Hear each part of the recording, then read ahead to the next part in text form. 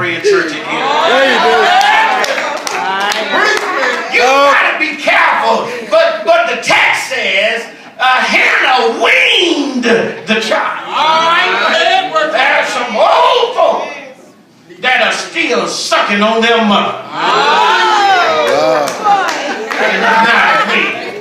There's some 50-year-old boys that are still sucking on their mother. Yeah. I might add that there's some that suck on them all the way to their grave.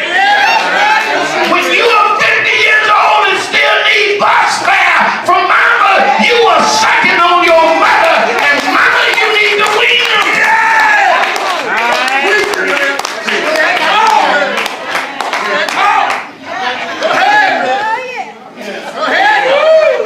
When you still need $5, and you can't get by without mama, and you grown. I mean, sure enough grown. You need to be weaned. And I don't know who's here today, but somebody here need to wean their child. Need to get them up off of you. They'll stay on you. Now here it is. It's never the child that is to wean himself from the parent. All right. But it's the parents to wean the child from them. Because if the child has only eaten at one place, he don't know where else to go. But parents, we've got to show him a better way. And all the time in your bosom is not the place for the child to be. All right. Thank you, Lord Jesus. Come on. You can't depend on the child to wean himself. 50 years old and you still relying on mama.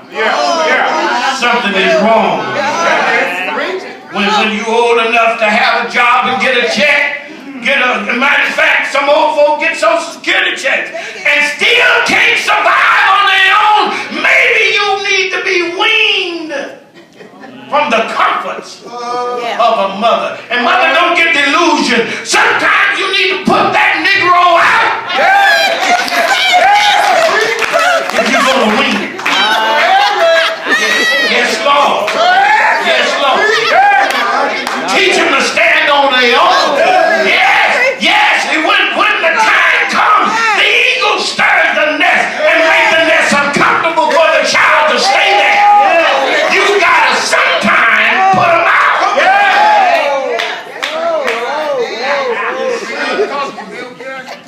All right. You watch the animal life. When that child has been on that parent mother too long, she'll start kicking the leg. Kicking them off. She said it's time for you to get up and learn how to feed on your own. You gotta know that you can't stay on your mama always. Get off of her. And parents, get rid of them. Come on. The text says she weaned the child. At the right time, she said, "There's enough of you on me." That's what mothers must say. And many of the boys are ruined. Because mama, at an old age, still saying that's my baby. Still holding on. I'm not saying not to love the child. But if you really love him, you'll teach him to stand up on their own. You'll teach them how to get it for themselves. And as long as you're giving, many of them are too lazy and trifling to want to do anything other than what somebody will give them. And they grow up and go through life always living off the public trough, always waiting for a handout, always waiting on somebody to give them something, and thinking that somebody's mistreating them when they don't give them because mama never weaned them. All right. That's right. That's right. Let's get serious. Come on. First thing, if you really love your child, you will wean them. Y'all ain't listening. Number two, if you really love them, you'll take them with you. Hold on. She took him up. Second clause of that 24th verse says she took him with her. Yeah. When she got out of the house, the child went with her. All right. Well, that brings me to the reason now that there's so many children are being left alone. So many are being left or are taken by CPS because mothers are leaving their children. Well, But this text says she took her child with her. All right. But maybe she took him because she didn't mind the child going where she went. Amen. Right. And the other side of that is, the reason you may not take your child with you is because where you're going yeah. may not be a place for children. So many children are left alone today, but she had him, and she took him with her. And so I want to drop this in here. If you have the children, take them with you. Not leave them at Nene house.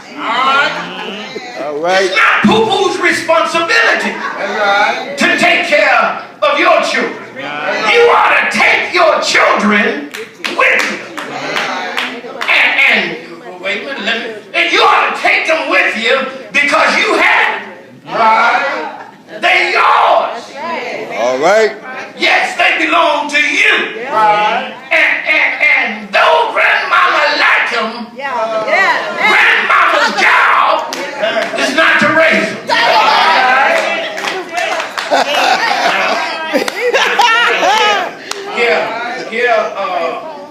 Hannah prayed for the child. Let me back up a bit. Hannah prayed for the child. Did y'all get that? Yeah. So Hannah prayed and then did what needed to be done in order for the child to come forth. Hannah prayed for the child. All right. The child was not born out of a night of pleasure. All right. Okay. Hannah prayed All right. for Praise. the child. All right. Y'all gonna get that in a I minute. got it. Yeah. Hannah didn't have a baby because the mood was right. All right. And the lights were dim. Come on. And she was in the room with Mr. Jones. You know what that's me and Mr. Jones. We got a thing. Going on. No. The child was born because the mother prayed for the child. My brothers and sisters, when you pray for something, you need to know God can answer prayer. And she prayed for the child. And so, when you pray for something and God answers your prayer, you ought not abuse it. No. You ought to keep it in a place that's near your heart. So the text gives us to know that Hannah weaned the child, but did not abandon the child. I said she weaned him, but she didn't put him out to pasture. When she weaned him, she took him to church and left him at the house of God. She had him, but she did not abandon him. All right. Thank you, Jesus. So those who are steadfast in their prayer life can know that you really need to be careful what you pray for. Because God will answer your prayer. And then everything that God answers by way of prayer comes with duty to take care of what you ask God for. That's rich. Yeah. You ask Him for it. That's rich. That's You right. got the duty Yeah. to take care of it. Amen. So Samuel is here tonight, today, and he was born out of a night of pleasure. Or I don't know what happened. Or it's a slip up. All right. Oh. No, oops. I got caught. Samuel was born because the mama prayed for him. And my brothers and sisters, even today, you ought to pray for your children. That's right. You ought to constantly be in prayer for him. Now, I love the fact that she took him with her, she prayed for him, and she took him to church. We can take our children everywhere else. We can take them on vacation. We can take them down to the ball game. We can take them to Galveston. We can take them on cruises. We can take them on planes and in foreign places. But when was the last time you emphasized the fact, boy, we are going to church? I don't care. Ain't no discussion. You have nothing to say about it. Let's go to church. I was glad when they said, let's go. I said, Lord, children may not like much of it, but you ought to lead the way. All right. Hurry up and get your mouth point. Y'all quiet in here. Y'all quiet.